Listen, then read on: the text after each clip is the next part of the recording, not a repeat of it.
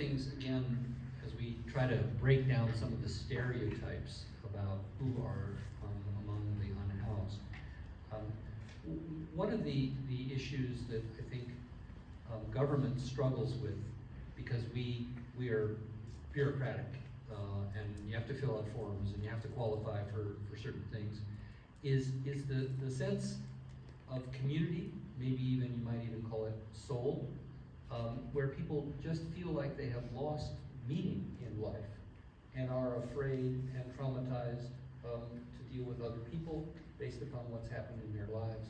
And the idea of leaving the streets sometimes feels like leaving what fragile and sometimes even toxic community exists, but it's a form of community.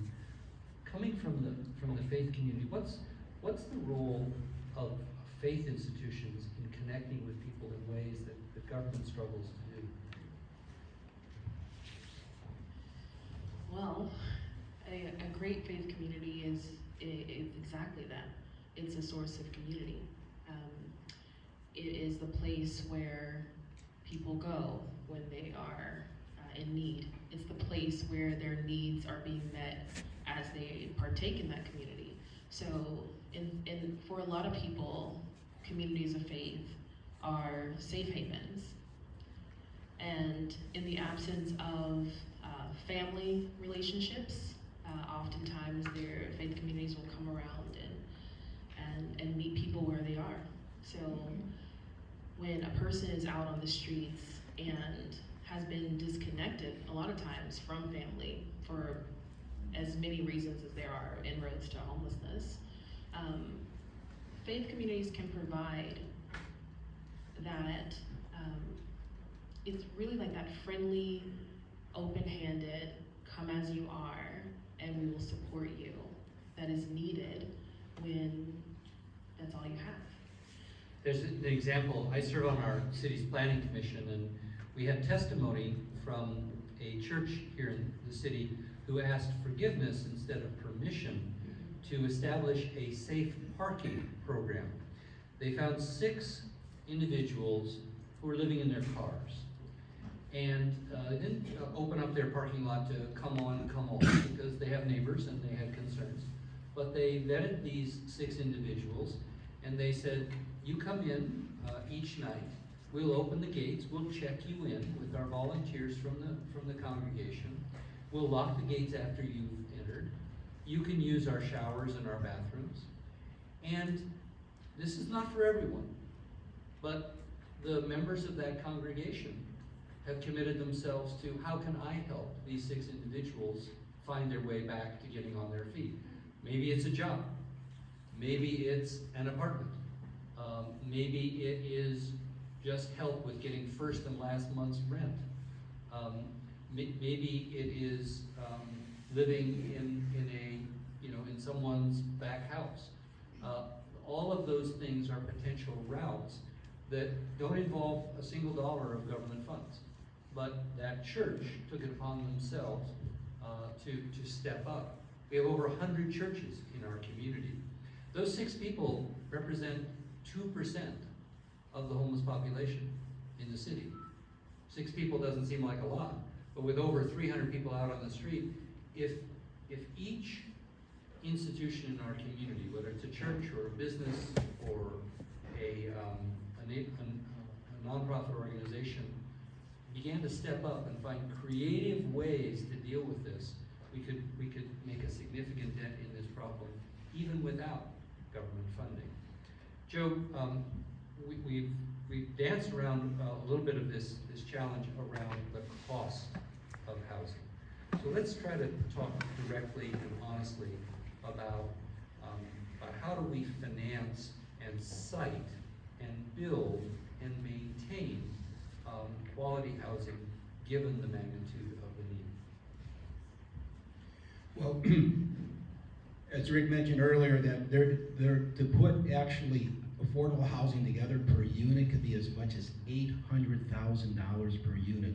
So what we've been doing a lot lately is to begin to look at different types of options of housing that would obviously be less expensive per unit, and somehow we'd be able to get enough units. So for example, we use the term micro units. There's one here in Pasadena. There's, and I always forget, it's $260, $260,000, Per unit. per unit, and 220 square feet, or the opposite, or 220,000 per unit, or it's something like that. Then you've been hearing a lot more about tiny homes, right?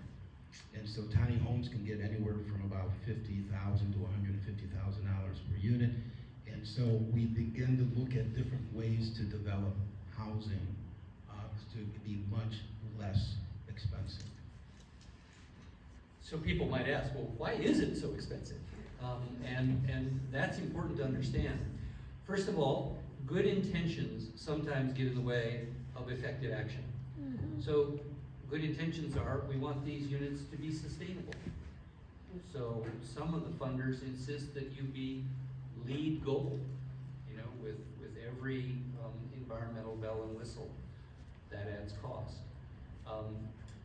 We don't, if part of the challenge of housing is people being able to afford to live in Southern California, then the prevailing wage is imposed when government dollars are involved, which means the folks building it are paid at union wages rather than the lower rates that prevail in other parts of the economy.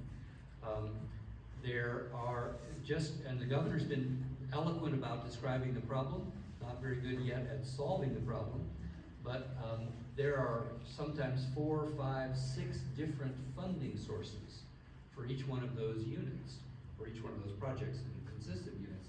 So you have to go to the state for a tax credit, you have to go to the Veterans Administration for veterans dollars, you have to go to this agency or that nonprofit or this foundation, and each of them have a different set of rules. Each of them have different criteria for granting the money. Each of them have different funding cycles. So if you miss one funding cycle, you might have to wait. And so these projects can drag on for 2 or 3, 4, 5 years before they line up the funding. They've got to meet all these different rules. They've got to hire lawyers and accountants and everything else to do this. And then we scratch our head and we say, wow, this costs $700,000 per unit. What possibly could have done that? We've put brick upon brick upon brick and built this giant wall, and then we have to jump over the wall, and that gets very expensive. We have to decide as a society what are our priorities, and if our priorities are to do all those things, then we have to accept that that's going to cost us at the end of the day. These are trade-offs that are challenging. Finally, there's the whole question of, well, what about fair share, right? What if Pasadena does its fair share, and Los Angeles does its fair share? What about La Cañada? What about San Marino? What about South Pasadena? If they're not doing that, then are we taking on their problems? Are we paying for their problems? That's a hard set of challenges. So there are no magic answers to adequate housing in a very expensive place to live. But let's just finish off this part of the discussion. And again, if you have any questions on housing, please raise your hand and feed them up, and we'll address them. Hand in your. Rick, can I say something about housing before we move on? Absolutely. Yeah. So one of the ways that faith communities can step up and do more than what they're already doing, because faith communities are doing a lot, and it's this idea of congregational land. Being able to build on church-owned property is a contribution that faith communities can make with excess space, excess housing, venues and their buildings that they're no longer using. Sometimes there is the dwindling of populations and congregations. And not only is it a resource for that faith community where it could create additional revenue and it's something that matches the neighborhood, all of those great things, but it's also one of those opportunities for creative and innovative ways in how we can address the issue. Because not everyone we can't put up enough housing, apartments in the city of Pasadena. There has to be additional resources and additional ways that we can contribute. And on faith or congregational owned land, it's an opportunity to create pilot programs and test out things that are community-based. And I think about, in the city of El Monte is a great example of this. Faith-based organization partnered with the city of El Monte to work with a material called Life Arc. And as we're talking about unit costs here, Life Arc unit costs are in 180, I think they built that project for 189,000 per unit, which is the lowest in any affordable housing metric to date. There was a study of over 32 recent developments of affordable housing, by far the lowest. And that was sustained and provided for by a faith organization, and it's managed by a faith organization. So it's just to show there are maybe a myriad of ideas depending upon what is needed and how faith communities can come to the conversation and provide innovation. Yeah, when I was city manager in Santa Monica, a church asked for permission to convert part of their community hall, the second story, to 6 beds for homeless students from Santa Monica College and UCLA. That's a population that we don't think of very often, but there are folks living in their cars who are somehow managing to get to class and try to learn the skills that will put them in a place where they can be self-sufficient. But in the meantime, they don't have enough money for tuition, for books, and to live, and so they're the city was, of course, was technically against the law. We had to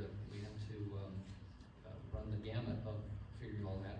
The state has now legalized, under certain conditions, churches converting some of their either existing buildings or their big parking lots to potential housing that's affordable to folks.